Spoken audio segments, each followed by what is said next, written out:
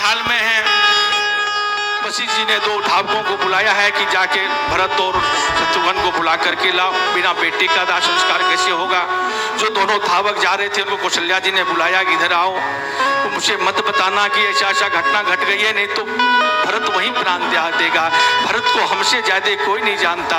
समझा करके भेजा है। दोनों धावक दौड़ करके गए हैं। वहां अपशगुन हो रहा है भरत जी को। भरत जी तरह तरह के मनौतियां मांग रहे हैं, दान दे रहे हैं, शंकर जी की अभिषेक कर रहे हैं। दोनों धावक दौड़ करके गए हैं। दोनों ने कहा कि आपको वशिष्ठ जी ने तुरंत बुलाया, आपको अयोध्या चलना है। बोले सब तो ठीक है। जैसे कहा पिताजी ठीक हैं, जैसे पिताजी का नाम लिया दोनों धावकों की आंखों से आंसू गिरने लगे। भरत जी ने कहा कि क्यों रो रहे, कुछ हुआ क्या। कौशल्या जी की बात आगे बोले नहीं नहीं हे युवराज, बहुत दिन के बाद आपको देखा ना, देखते मेरा मन प्रसन्न हो गया और ये खुशी के आंसू हैं। दोनों को लेकर के चले हैं। जैसे एक पैर रखा है, किसी ने छींक मारा, लगा अपशगुन हो गया। जाकर के फिर ब्राह्मणों को दान दिया भरत जी ने। फिर शिव जी को मनाया और वहां से चले हैं। जो ही नंदीग्राम आए हैं और नंदिक देखा कि उन्हें हजारों लोग, सभी नगरवासी जब भरत जी आते थे तो सब स्वर्ण की थाल लेकर के आरती उतार जाते थे। आज कोई आरती उतारने वाला नहीं है। अयोध्या लगी नहीं है, अयोध्या है। और सब जगह स्वर्ण की कलश में आम के पल्लव बदले जाते थे। आम के पल्लव सूखे हुए हैं, सभी पेड़ पौधे। जो उनको देखे अपना मुख पोड़ ले, बोले अरे क्या हुआ क्या हुआ। तो उन्हें आदेश था कि सीधे तुम महल तक लेकर के आना। सीधे कैकेयी के भवन में गए हैं। अब प्रश्न उठता कैकेयी के भवन में क्यों गए। इसलिए गए कि भरत जी जानते थे कि राम जी कैकेयी के पास रहते हैं, और जब राम जी कैकेयी के पास होंगे तो लखनलाल जी भी वही होंगे, और जब लखनलाल जी वही होंगे तो पिताजी भी वही होंगे, जब पिताजी वहां होंगे तो कौशल्या मैया भी वही होगी, जब कौशल्या मैया वही होगी तो सुमित्रा जी वही होगी। इसलिए एक जगह जाएंगे तो सबके दर्शन हो जाएंगे। कौशल्या कैकेयी के भवन में प्रवेश किया है। स्वर्ण की थाल लेकर के कैकेयी जी आरती उतारने के लिए आई है। सोचो, जिसका पति मर गया हो, राजा मर गया हो, बेटा वन को चला गया हो, वह माँ आरती उतारने के लिए आती। आरती उतार रही है, लेकिन भरत जी को मन नहीं लग रहा। माँ मेरी तो आरती सब उतारती थी, पता नहीं आज मुझे देखकर समूह क्या हो गया क्या हो गया। बोला बेटा कुछ चिंता नहीं करो, होना तो बहुत बड़ा था, मैंने सब संभाल लिया। बोले क्या हुआ। होना तो बहुत था, कुछ काज तात बात सब सकल सवारी, कि होना बहुत था, मैंने संभाल लिया। हुई सहाय मंथरा बेचारी, मंथरा जिसने सब कुछ बिगाड़ा उसको कह रही है बेचारी। बोले क्या हुआ माँ। बोले कछुक काज बिच विधि बिगाड़ी। संभाल तो मैं बहुत रहा, बीच में विधि ने कुछ बिगाड़ दिया। बोले क्या हुए। बोले भूपति सुरपति और पगधारी। बोले पिताजी स्वर्ग को चले गए, पछाड़ खा करके गिर पड़े कि पिताजी चले गए, हमको याद नहीं किए, क्या बीमार थे। बोले तुम बैठो आराम से, चिंता ना करो, तुम्हारे पिताजी बीमार भी नहीं थे। बोले क्या हुआ। बस कह दिया कि दो मेरे वरदान थे, वह मैंने मांगा कि पहला तुम्हारा राज और दूसरा भैया को वनवास। और बस जैसे ही तुम्हारे राम को वनवास को मांगा और वो रोने लगे, राम आए सुबह वन को चले गए और ये अपना प्राण त्याग दिए। बड़ी छोटी सी बात है, कुछ तुम तो कंटक राज करो, अब राम आएगा तो भी वह राज नहीं कर पाएगा। और जैसे ही सुने कि राम वन को चले गए, अपने पिताजी के मरण को बिसर गए।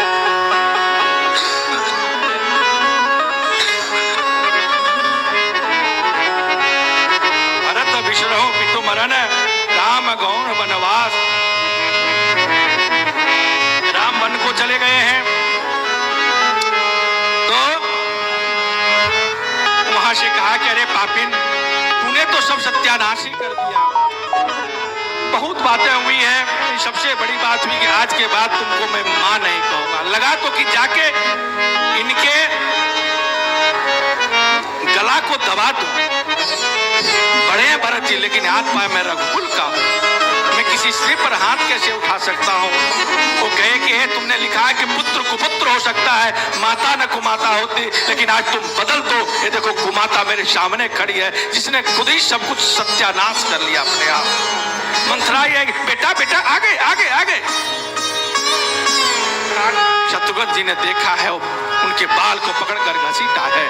भरत जी महात्मा है, धैर्य ध्यान कराएं कि हे शत्रुघ्न स्त्री है, स्त्री पर रघुकुल के वंश वाले हाथ नहीं उठाते। सोचो जिसने सब कुछ सत्यानाश कर दिया वहां भी अपने कुल की रीति रखने के लिए भरत जी उपदेश दे रहे हैं। उसे महात्मा कहते हैं जो बीच आग में खड़े होकर भी वहां सत्य बात करना जाने, सत्य बोले, उसी को महात्मा कहते हैं। भरत जी कहे कि यहाँ क्या करना, यह तो अग्नि जल रही है, चलो कौशल्या माँ गंगा में डुबकी लगाए। कौशल्या जी के पास जाती है, कौशल्या माँ माँ माँ माँ जैसे बोलते हैं। कौशल्या जी लगता है भरत जी आ गए हैं, कई दिन से खाए नहीं, उठना चाहते हैं लेकिन गिर पड़ते हैं, एक इधर गिरे हुए हैं उधर गिरे हुए हैं, किसी तरह मिल करके दोनों गले लगते हैं और कहते माँ ये तो सब सत्यानाश कर दिया और इसमें सब कुछ दोष मेरा ही है। कहा आपका दोष कैसे, घर में जन्म नहीं लेता तो वो मेरे लिए राज्य नहीं मांगती हो, जब मेरे लिए राज्य नहीं मांगता तो भैया को बनने जाना पड़ता, पिताजी को मरना नहीं पड़ता, इसलिए इस सब के कर्म के अधीन मैं हूं, अगर मैं जन्म नहीं लेता इतनी बड़ी घटना नहीं करता।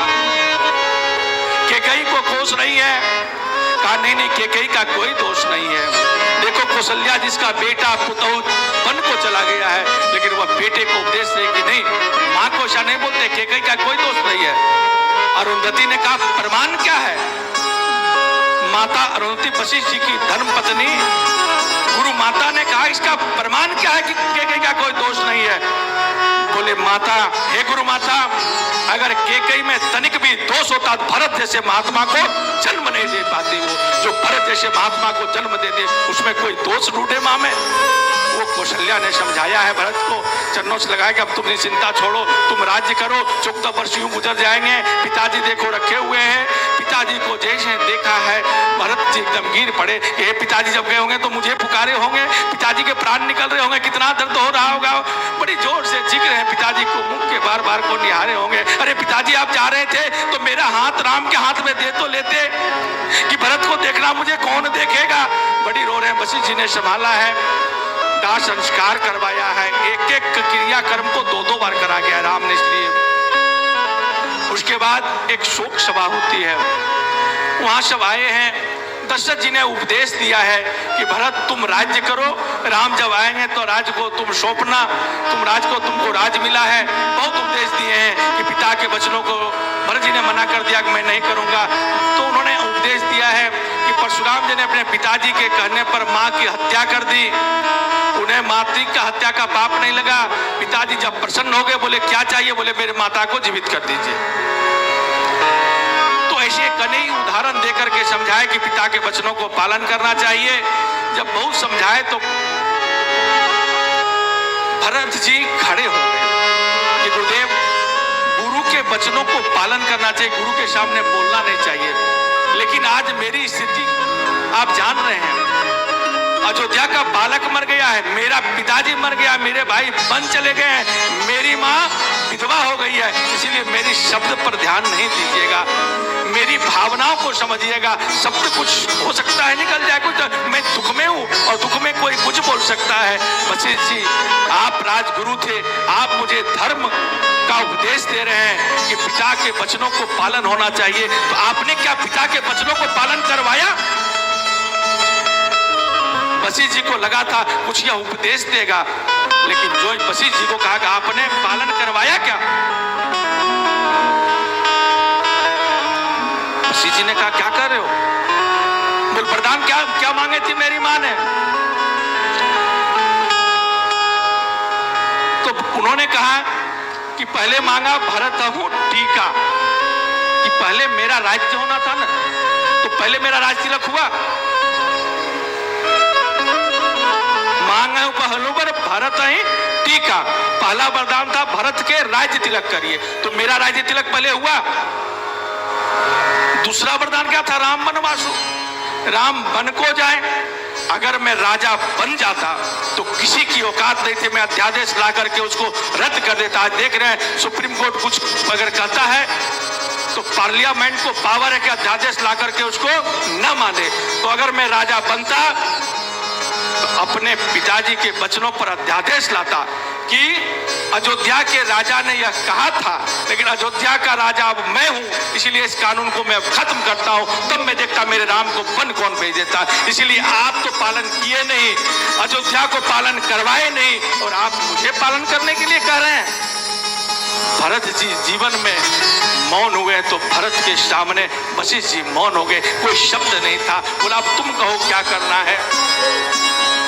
बोले हम लोग चलेंगे और भैया को मना के लाएंगे, मुझे विश्वास है कि मैं जाऊंगा तो भैया लौट करके आएंगे। भरत जी बोले कब चलेंगे। बोले प्रातः ही चलेंगे, रात्रि का समय था, प्रातः ही ब्रह्म मुहूर्त में चलेंगे। और भरत जी नहीं, पूरी अयोध्या वासी साथ में चले, हाथी घोड़े।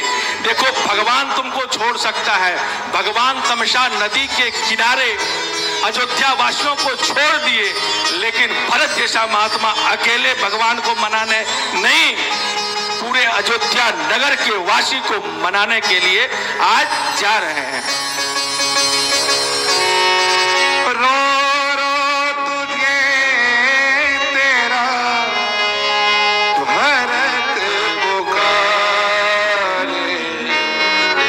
हमारे अयोध्यावासी जब राम चले गए तो सभी लोगों ने बलकल वस्त्र धारण किया, आज वैसे बलकल वस्त्र धारण करके सभी अयोध्यावासी राम को मनाने जा रहे हैं। क्या झांकी है अद्भुत। आइए। कहाँ जा छुपे राम हमारे, कहाँ जा छुपे राम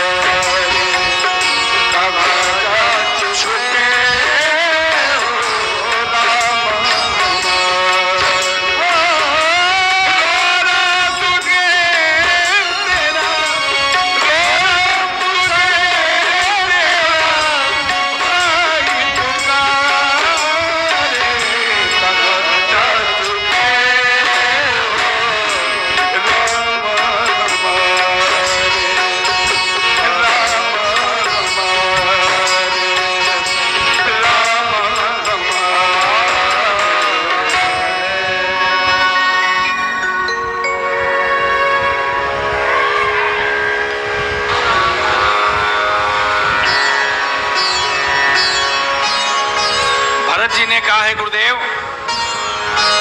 अगर आपने जबरदस्ती मुझे इस राजगद्दी पर बिठा दिया तो अनर्थ हो जाएगा। बोले क्यों? बोले मेरे अभागा देखो, इस राजगद्दी के लिए भरत का नाम आया तो अयोध्या का सत्यानाश हो गया, और अगर इस भरत को राजगद्दी पर बिठा दोगे तो क्या होगा?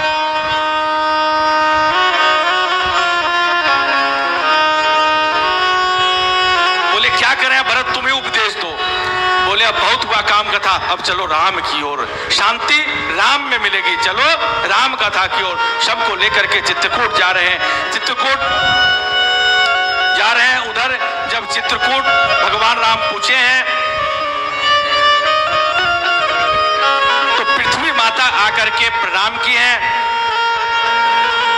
कि आप बताइए आपकी सेवा के लिए मैं क्या करूं, आप आदेश करें, मैं कुछ सेवा करना चाहता हूं।